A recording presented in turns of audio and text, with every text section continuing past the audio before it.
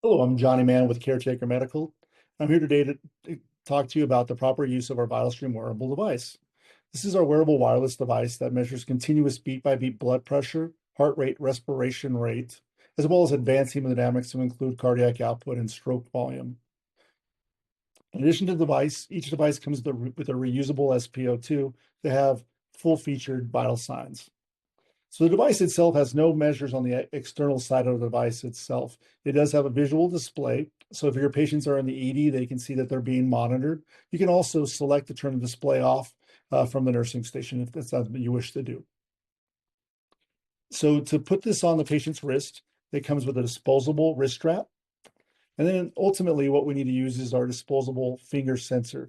You'll see this is a Velcro finger sensor that has a pneumatic bladder that couples with the patient's index arteries on either their index, their middle, or their ring finger. So let's go ahead and get started here. I'm going to put the wrist strap on the device itself. So for the device, it has eyelets on the bottom to hold the wrist strap, similar to any type of watch.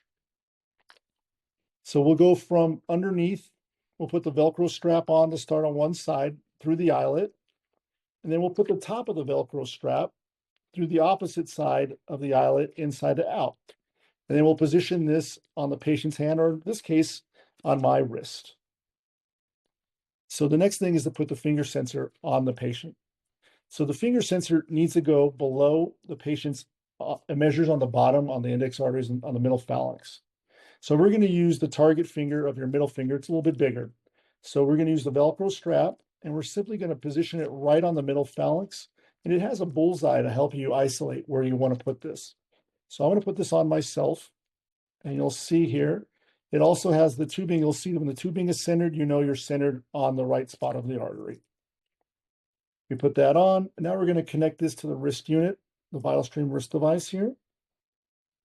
And let's go ahead and get started. To pair it with the tablet, or to get it going here, we just simply turn the device on. We turn the display on. We hit the master on-off button once, and now we're over here paired. The next thing we'll do is we'll initiate the calibration. We're FDA cleared for both auto and manual calibration. Now, auto calibration means it does not require an external blood pressure cuff or anything to get started. You simply hit auto, and then you need to designate what position the patient is in. Are they in a sitting position, or are they in a supine? If they're in a supine position, they should be flat on their back, and the device should be adjacent to them at heart height for calibration. In this example, I am sitting.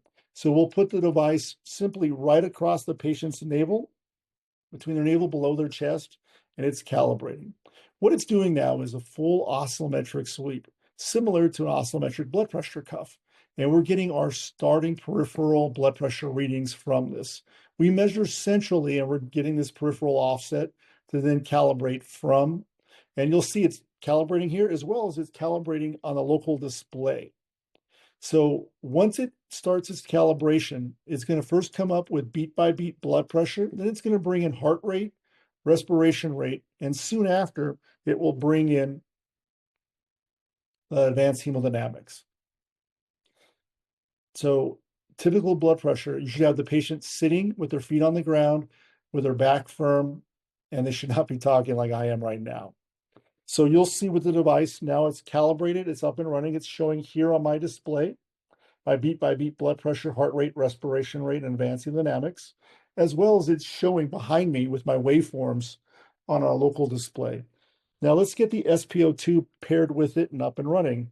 I simply connect the SpO2 adjacent to the patient to my wrist strap, put the SpO2 on the finger, click on the SpO2 button once, and you'll see the SpO2 is now running behind me with the Pleth waveform, and we're off to the races. So now that I'm calibrated, I can reposition the patient. The patient can sit up in bed, the patient can adjust, the patient can get up out of bed to go to the bathroom and return to bed if necessary, and they're being monitored continuously and moving freely. So thank you for taking the time to learn how to set up and calibrate the VitalStream and how to start a monitoring session with VitalStream. Thank you very much.